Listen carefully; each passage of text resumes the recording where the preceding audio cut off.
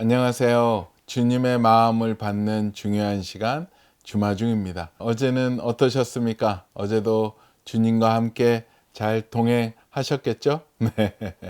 네, 저도 잘 동행하고 있습니다. 물론 동행할 때 조금 삐그덕거리긴 하지만 그래도 어떻게든 주님과 붙잡고 가려고 합니다. 주님이 말씀하실 때 이해하고 따라가려고 하는데요. 물론 쉽진 않지만 그 길이 가장 안전하고 가장 좋은 길이고 가장 기쁜 길임을 매번 경험하게 됩니다. 오늘도 주님의 말씀에 순종하고 주님이 가시는 그 길을 따라가는 우리 주마중의 모든 식구들 되었으면 좋겠습니다. 네, 오늘 주시는 주님의 말씀은요.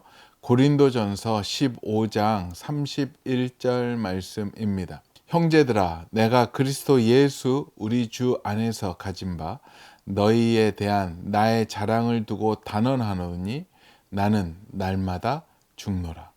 아멘. 한 번 더 나누겠습니다. 형제들아, 내가 그리스도 예수 우리 주 안에서 가진 바 너희에 대한 나의 자랑을 두고 단언하노니 나는 날마다 죽노라. 아멘. 쉬운 성경 버전으로 나누겠습니다. 성도 여러분, 우리 주 예수 그리스도 안에서 내가 여러분에 대해 가지고 있는 자랑을 두고 확신 있게 말합니다만 나는 날마다 죽습니다. 아멘. 네, 이번에는 새번역 버전입니다. 형제 자매 여러분, 나는 감히 단언합니다. 나는 날마다 죽습니다. 이것은 우리 주 예수 그리스도께서 여러분에게 하신 그 일로 내가 여러분을 자랑스럽게 여기는 것만큼이나 확실한 것입니다. 아멘. 네, 오늘 귀한 말씀과 함께 볼 좋은 책이 있어서 소개시켜 드리려고 합니다. 원더풀 카운슬러. 굉장히 유명한 상담 교수님이십니다. 우리 한성열 교수님이 집필하신 새로운 책입니다. 먼저 내가 치유받고 또 남을 치유해 줄 수 있는 상담자로 나설 수 있는 책이라고 생각이 듭니다. 오늘 나눌 귀한 또 글의 제목은요. 지금 속고 있다. 이건 내 진짜 모습이 아니다. 버려야 할 나와 지켜야 할 나. 대학원에서 심리학을 전공하는 신앙심 깊은 한 제자가 어느 날 굉장히 혼란스러운 표정으로 찾아왔습니다. 학생의 집은 대대로 신앙 있는 집안이었고 가족 중에 목회자도 여럿 있었습니다. 저도 목사의 아들이면서 심리학을 전공하니 제가 자기의 갈등과 혼란스러운 마음을 잘 이해할 수 있을 거로 생각했겠지요. 이 학생의 질문은 한마디로 교회와 학교에서 가르치는 내용이 정반대라는 거였습니다. 특히 삶의 제일 근본적인 전제가 서로 일치하지 않는다는 거예요. 교회에 가면 나를 십자가에 못 박고 나를 버리는 자기 부인을 강조하지만 학교에서는 나를 실현해라, 나를 드러내라 라고 한다는 거죠. 이 모순을 해결하지 않고는 심리학 공부도 신앙생활도 잘할 수 없을 것 같다고 하더군요. 사실 굉장히 어려운 질문입니다. 솔직히 말하면 저도 심리학을 공부하는 신앙인으로서 지금도 이 문제에 대한 답을 찾는 중입니다. 그 과정에서 현재까지 이해한 내용을 함께 나누고 싶습니다. 덴마크의 동화 작가 안데르센이 쓴 미운 오리 새끼부터 시작하지요. 먼저는 이 동화에 나타나는 나가 둘임을 알아야 합니다. 하나는 원래의 나, 참나, 곧 백조입니다. 그런데 이 백조는 자신을 오리로 알고 살아왔습니다. 이것이 두 번째 나입니다. 나는 오리라는 생각이 자기관입니다. 오리 틈에 살면서 주위에서 다 오리라고 하니까 자신을 오리라고 생각하게 된 것입니다. 그리고 미운 오리라고 하니까 그런 줄 알고 산 겁니다. 왜냐하면 호수에 비친 자기 모습이 다른 오리들과 달랐거든요. 일상에서는 대부분 인식하지 못하지만 최소한 내 안에 2개 이상의 나가 있습니다. 진정한 나, 즉 참 나가 있고 나라고 생각하는 나, 즉 자기가 있지요. 위 동화에서 참 나는 백조입니다. 하지만 자기라고 부르는 또 다른 나, 오리가 있지요. 그래서 미운 오리는 자신이 사실은 백조임을 모르고 미운 오리로 삽니다. 미운 오리는 호수에 비친 자기 모습과 앞에 있는 백조를 비교해 본 후에야 비로소 자신이 백조임을 깨닫습니다. 마찬가지로 우리도 나를 정확히 비춰주는 호수, 즉 거울을 만나야 합니다. 그리고 호수에 비친 자기 모습과 비교할 대상, 즉 백조가 있어야 합니다. 만약 자기 현재 모습과 비교할 모델이 없다면 자신이 백조임을 알 수 없으니까요. 자신이 백조임을 깨달은 후에는 오리로 살고 있는 자신을 버리면 버릴수록 백조인 본래 나의 모습에 다가가게 됩니다. 성경에 쓰여 있는 대로 가짜 나를 매일 십자가에 못 박으면 참 나에 다가갈 수 있지요. 예수님이 바로 우리의 참 모습을 비춰주는 거울이면서 모델이십니다. 이것이 사도 바울이 내가 나된 것은 하나님의 은혜라 고린도전서 15장 10절 말씀이라고 한 표현에 대한 심리학적 설명입니다. 지금까지 나를 잘못 알고 살았는데 오늘 내가 진짜 나답게 살아가는 건 하나님의 은혜 덕분이라는 거지요. 사도 바울은 공부를 많이 한 사람이고 유대교 신앙이 돈독했습니다. 그래서 누구보다 앞장서 예수님을 따르는 자들을 죽이려고 혈안이 돼서 돌아다녔지요. 그것이 옳다고 생각하고 살다가 예수님을 만난 후 180도 달라졌습니다. 진정한 나를 찾고 위대한 선교 역사를 이루었지요. 이런 과정을 거친 이들은 하나님을 만나기 전후로 이름이 바뀝니다. 아브라함이 아브라함으로, 시몬이 베드로로, 사울이 바울로 바뀌었지요. 심리학적으로 이름이 바뀐다는 건 자기관이 바뀌는 겁니다. 그러면 내가 누구인지를 규정하는 정체성이 바뀌지요. 그러면 교회에서 나를 죽여야 한다고 말할 때의 나는 누구인가요? 그것은 오리로 살아가는 나입니다. 그런 나는 죽어야 합니다. 그래야 참 나를 찾을 수 있습니다. 그러면 심리학에서 말하는 실현해야 하는 나가 자명해집니다. 백조로 살아가라는 겁니다. 진정한 나를 찾고 실현하라는 겁니다. 이 중요한 사실을 이해한다면 교회와 학교에서 배우는 내용이 어긋나지 않음을 알 수 있어요. 인간이 하나님의 형상을 따라 지음 받았다라는 것은 완성체로 태어났다는 말이 아닙니다. 형상은 하나의 잠재력 혹은 가능성입니다. 살면서 그 잠재력이 실체로 드러나야 합니다. 이는 하나님의 형상을 실체화, 실현해야 함을 의미하지요. 그렇게 완벽하게 하나님의 형상이 실현된 모습이 바로 예수님입니다.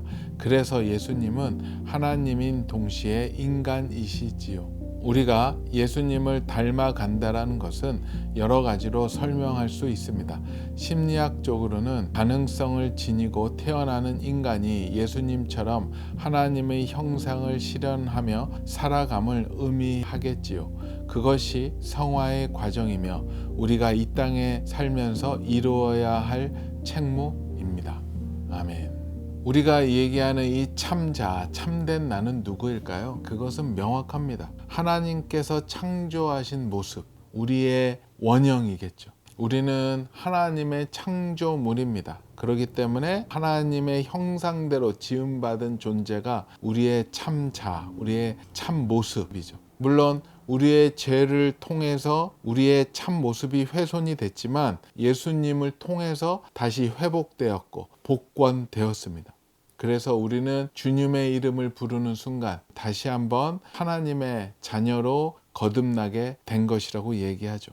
진정한 자아는 하나님 안에서 하나님이 우리를 무엇라고 하시는지가 우리의 참 모습입니다. 내 사랑하는 자고 내 기뻐하는 자라는 것, 나와 함께 할 자라는 것이 우리의 참 모습이 아닌가 생각을 하게 됩니다. 그렇다면 우리가 얘기하는 그 거짓자, 그 미운 오리의 모습이 나의 모습인 줄 굳건하게 믿고 살아가는 우리 많은 또 사람들이 있다라는 거겠죠. 죄와 세상의 평가로 만들어진 왜곡된 자라고 표현할 수 있겠죠. 이 말씀을 묵상하고 거짓자, 참자를 묵상하면서 주님께서 깨닫게 해주셨던 마음이 있는데요. 저도 항상 그 고민이에요. 우리 주마중 식구들도 그렇죠. 매번 자기를 부인해야 예수님을 만날 수 있고 십자가의 길로 갈 수 있다라고 하는데, 도대체 자기를 죽이는 방법이 무엇일까? 그것을 묵상하는 가운데 그런 생각이 들었어요.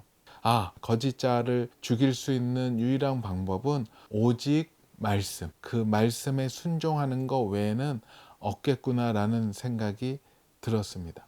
우리가 주님의 말씀에 순종하고 따르면 어느 순간 거짓자의 모습, 남을 판단하고 비난하던 모습이 사라지고 내 안에 있었던 참자, 남을 사랑하고 위로하고 격려하고 함께 주님을 바라보게 하는 우리의 본질, 본성이 드러나게 되는 것이 아닌가 생각을 하게 됩니다. 그런데 문제는 그 거짓자가 한 번 죽는다고 끝이 아니에요. 계속 다른 모습의 거짓자들이 나한테 들어옵니다. 자존심에 관련된 거짓자들, 또 욕심에 대한 거짓자들, 계속 주님 말씀에 순종하는 그 길을 방해하고 어그러뜨리려고 하죠. 그럴 때마다 우리는 예수 그리스도의 이름으로 대적하면서 주님의 말씀을 따라가면 됩니다. 그냥 기도하면 됩니다. 주님, 이럴 때 어떻게 하면 될까요? 그러면 주님은 말씀해 주십니다. 마음으로 주실 것이고 또 말씀으로 주실 것이고, 목사님의 설교든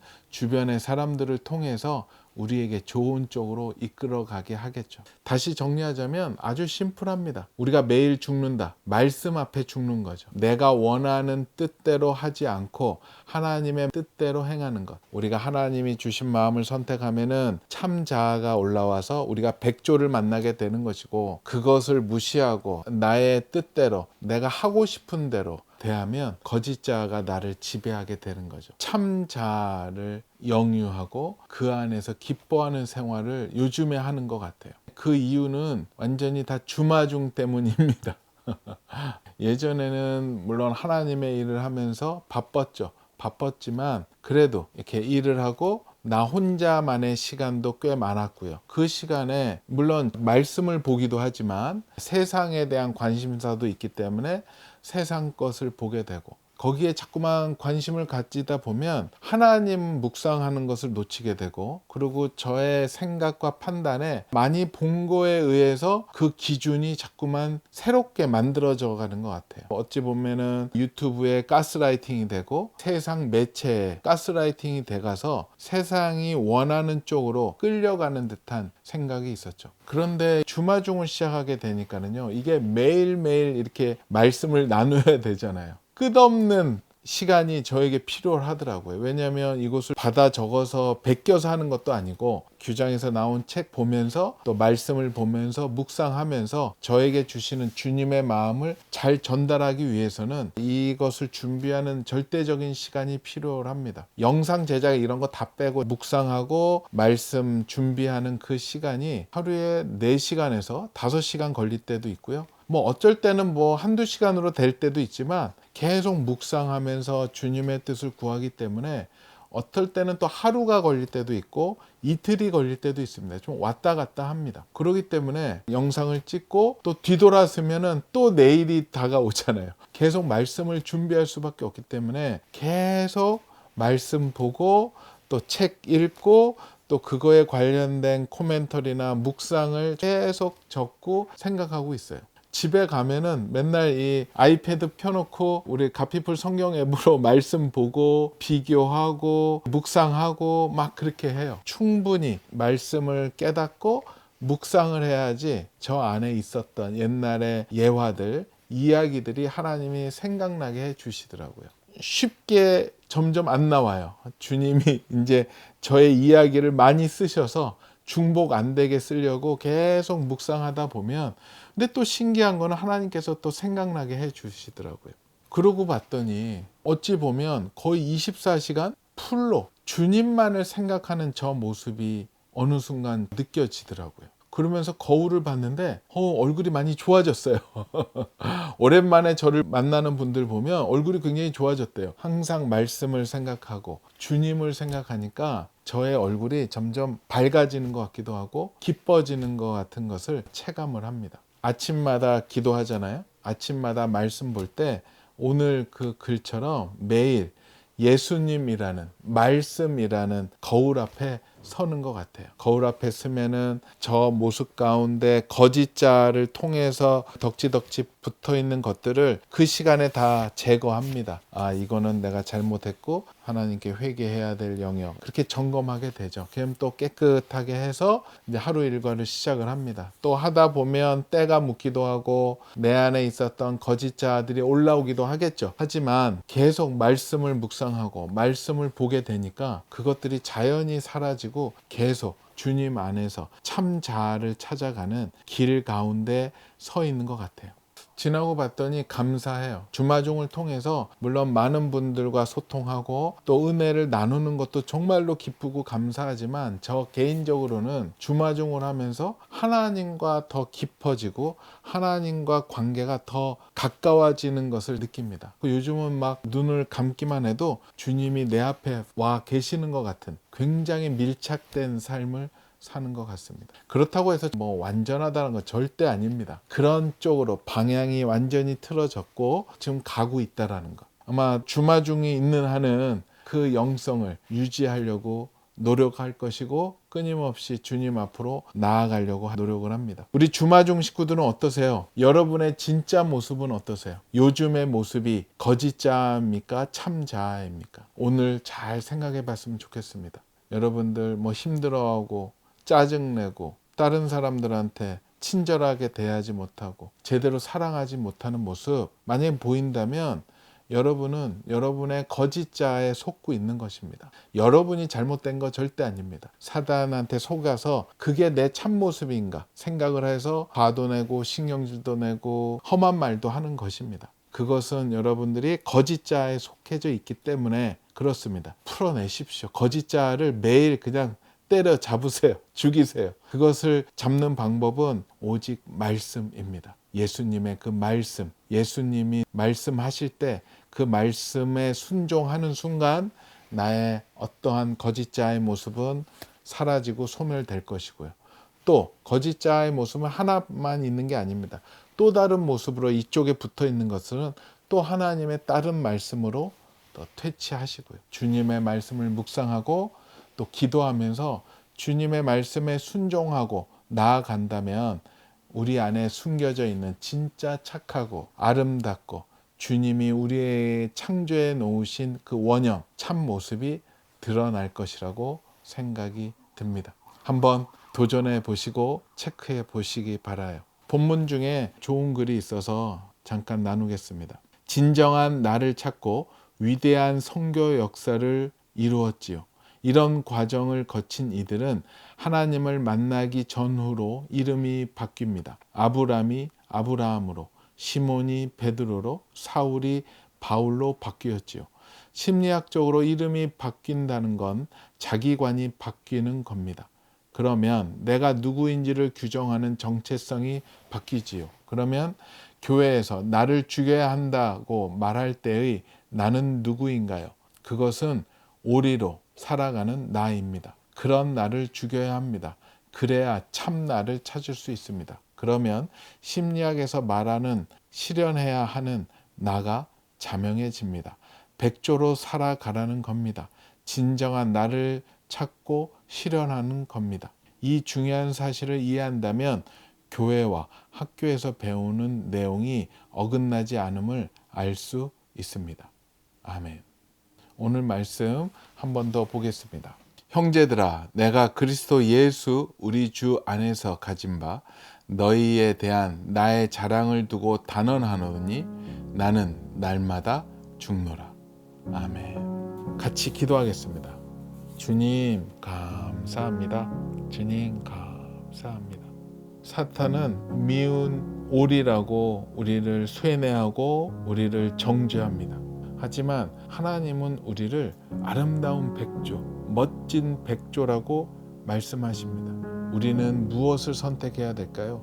당연히 우리는 하나님의 자녀이기 때문에 하나님의 정의를 따라가야 합니다. 하나님의 말씀을 따라갈 때 내 안에 덮고 있고 나를 가리고 있는 거짓자가 사라지는 것을 경험합니다. 주님 함께하여 주시옵소서. 도와주시옵소서. 거짓자에 속지 않고 참자를 찾아가는 하나님의 아름다운 백조들이 되게 허락하여 주시옵소서. 감사하오며 거룩하신 예수 그리스도 이름으로 기도합니다. 아멘.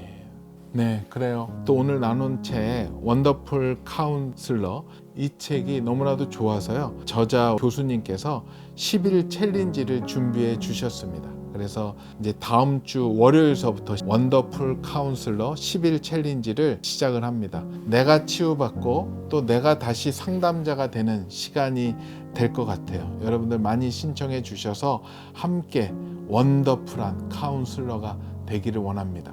원더풀 카운슬러는요, 성경에 기묘자라고 예수님을 지칭하면서 표시되어 있는데 그것을 영문으로 보면 원더풀 카운슬러라고 되어 있습니다. 결국 예수님이십니다. 예수님을 따라가고 예수님 닮은 상담자가 되는 그 길로 우리가 함께 동참하고 배웠으면 좋겠습니다. 무료입니다. 책만 각자 준비하셔서 함께 참여하시면 됩니다.